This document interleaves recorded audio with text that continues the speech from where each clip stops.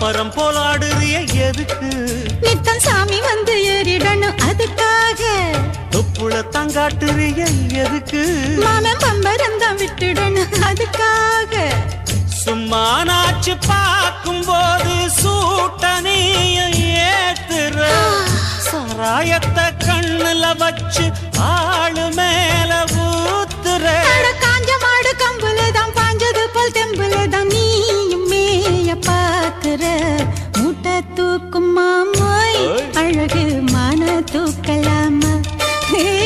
மாமன் வீரம் என்ன அதத்தான் நானும் பார்க்கலாமா?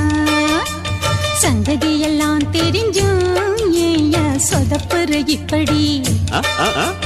சங்கதியெல்லாம் தெரிஞ்சும் ஏயா சொதப்புற இப்படி? சொர்க்க வாசல் கதவு உனக்கு கிட்டத்தான்